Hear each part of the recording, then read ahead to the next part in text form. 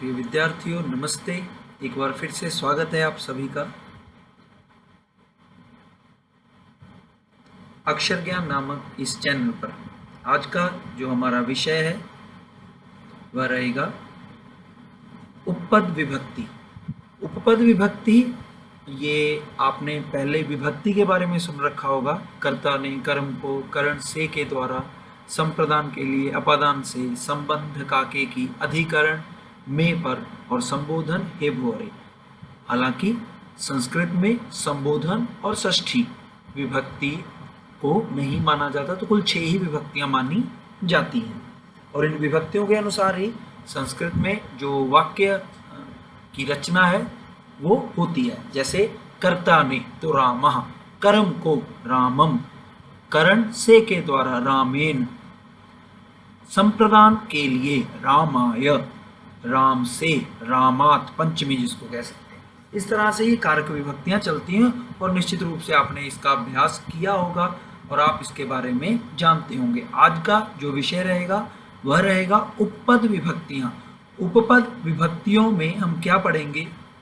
उपपद विभक्तियों में हम पढ़ेंगे द्वितीया, तृतीया एवं चतुर्थी विभक्ति, अर्थात द्वितीया विभक्ति, तृतीया विभक्ति एवं चतुर्थी विभक्ति कब लगती है। कारक विभक्तियों में इनके सीधे से नियम है कि जब कर्ता ने आए तो प्रथमा विभक्ति होगी, कर्म के संदर्भ में द्वितीया होगी, करण के संदर्भ में तृतीया होगी। परंतु कुछ ऐसी विभक्तियां भी हैं जिनके योग में वो सूत्र घटित ना होकर, कारक विभक्तियां घटित ना होकर उपपद विभक्ति के नियम लागू होते हैं। आइए देखते हैं। सबसे पहले उपपद विभक्ति परिभाषा एवं इसका प्रयोग। उपपद शब्द का अर्थ है जो पद के समीप हो। उप होता है समीप, पद अर्थात शब्द। शब्द जब वाक्य में प्रयोग होता है तो पद कहलाता है।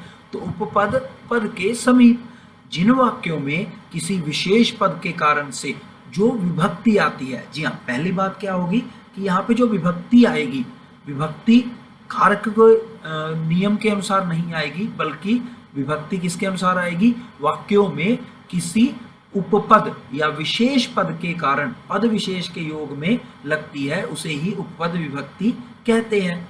उदाहरण देख लेते हैं। अर्णवः गृहं प्रति अगच्छत्, अर्णवः गृहं प्रति अगच्छत्। तो यहाँ पे प्रति शब्द, ये जो प्रति शब्द है इसके योग में द्वितीया होती है। आगे हम प्रत्येक उपपद विभक्ति के नियमों का भी ज्ञान करेंगे। यहाँ पे ये नियम है कि प्रति शब्द यहाँ पे जहां पर आ जाए वहां द्वितीय विभक्ति होगी। तो अर्णव गृह की ओर लौट आया या लौटता है, तो अर्णव गृह वापिस आ गया। गृहम प्रति, प्रति होता है प्रति उपपद विभक्ति है, तो गृह का क्या बन जाएगी? द्वितीय विभक्ति। गृह को का रूप जो बन जाएगा वो बन जाएगा गृहम। गृह का रूप क्या बन जाएगा? गृहम। इसी तरह परितः, परितः के सानिध्य में भी कौन सी विभक्ति होती है? द्वितीय विभक्ति। द्वीपम परितः जलम अस्ति, द्वीप के परितः होता है चारों ओर। परितः शब्द जहां पर आए वहां पर द्वितीय होगी, तो द्वीपम, द्वीपम परितः। तो यहाँ पे जो जल शब्द था उसमें द्वितीय विभक्ति हो गई और उसका बन गया जलम अस्ति। तो इस तरह से हमने दो देखे। तो उपपद विभक्ति क्या है? पद के समीप, किसी पद की समीपता के कारण जब कारक विभक्ति का गुण घटित ना होकर उसमें उस पद विशेष के कारण अन्य विभक्ति का प्रयोग होता है, उसे ही उपपद विभक्ति कहते हैं। आइए आगे देखते हैं। द्वितीय उपपद विभक्ति। द्वितीय उपपद विभक्ति में विशेष रूप से किन किन शब्दों में हमने देखनी है, जो कि इस बार आपको आपके पाठ्यक्रम में लगे हुए हैं। द्वितीय उपपद विभक्ति का हमने ज्ञान करना है। परितः, निकषा, प्रति, विना, इन 4 शब्दों के योग में किस तरह से द्वितीय विभक्ति घटित होती है हमने इसके बारे में जानना है। तो परितः, निकषा, प्रति, विना के योग में द्वितीय। उदाहरण देखते हैं। सबसे पहले परितः। परितः का अर्थ होता है चारों तरफ। निकषा अर्थात पास, प्रति के और विना अर्थात बिना, के बिना के अर्थ में। तो सबसे पहले प्रति।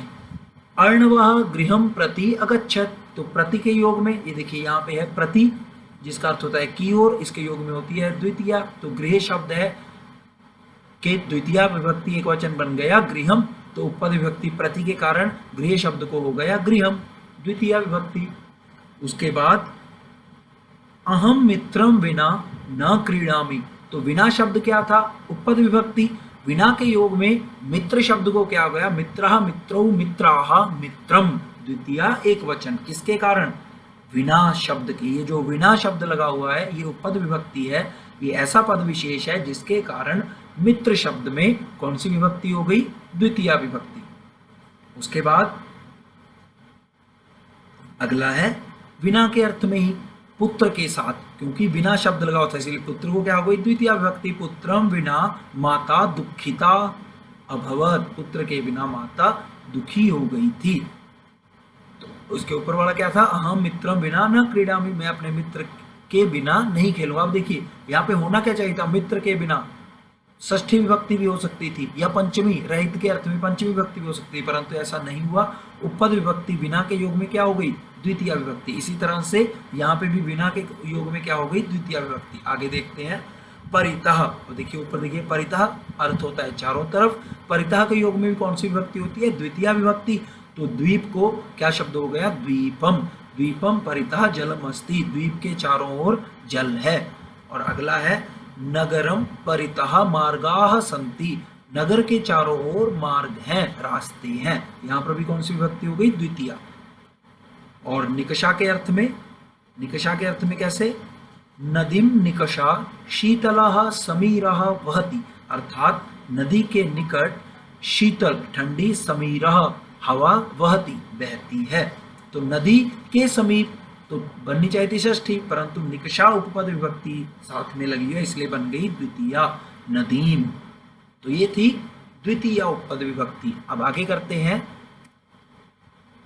तृतीया उपपद विभक्ति, ऐसे पद विशेष या ऐसे उपपद जिनके योग में तृतीया विभक्ति होती है। तो ऐसे में हमें इस बार पाठ्यक्रम में कौन कौन से हैं वो देख लीजिए।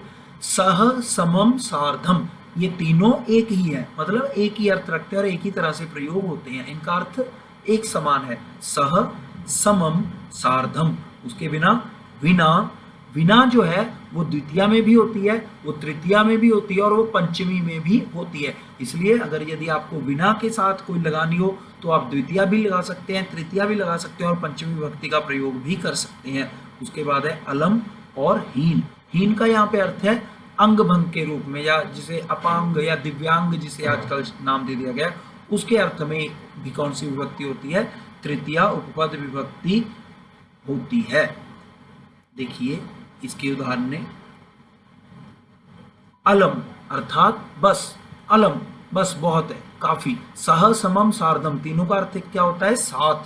सह समम सार्धम, इन तीनों का अर्थ क्या होता है? साथ। विना, बिना के अर्थ में, रहित के अर्थ में, और हीन अंग विकार के अर्थ में।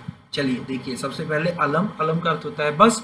तो अलम कोलाहलेन, शोर मत करो। अब कोलाहलेन, अलम उपपद विभक्ति इसलिए कोलाहल में कौन सी विभक्ति हो गई? तृतीया विभक्ति लगी, जिसके कारण कोलाहल का क्या बन गया? कोलाहलेन। जैसे राम का रामेण, कोलाहल का कोलाहलेन, इस तरह से तृतीया विभक्ति लगी। किसके योग में? उपपद विभक्ति क्या थी? अलम। ऐसे ही अलम विवादेन, विवाद मत करो। तो अलम अर्थात अलम है उपपद विभक्ति, विवादेन इसमें विवाद में तृतीया विभक्ति एक वचन हो गया तो बन गया विवादेन। इसके साथ ही सह उपपद के योग में भी क्या होगी? तृतीया। जैसे दीपिका भ्रात्रा सह गमिष्यति, तो सह के अर्थ में क्या होगी? तृतीया। तो भ्रातृ शब्द की तृतीया एक वचन क्या बन जाएगी? भ्रात्रा। क्या बन जाएगी? तृतीया एक वचन भ्रात्रा। तो इस तरह से दीपिका भ्रात्रा सह गमिष्यति। ऐसे ही गोपालः रामपालेन सार्धम क्रीडति, सार्धम सह और सम, मैंने आपको पहले बताया एक जैसे अर्थ रखते तो सार्धम उपपद विभक्ति है जिसका अर्थ है साथ में। तो गोपालः रामपालेन सार्धम क्रीडति, गोपाल रामपाल के साथ खेलता है। ऐसे ही भोजनेन समम जलम पिब, समम का अर्थ साथ में, भोजन के साथ जल पियो, भोजन के साथ जल पियो। तो सह समम और सार्धम के अर्थ में भी देख लिया हमने तृतीया, अलम के अर्थ में भी हमने देख ली तृतीया। उसके बाद है विना, रहित के अर्थ में, विना के अर्थ में भी क्या होगी? तृतीया उपपद विभक्ति।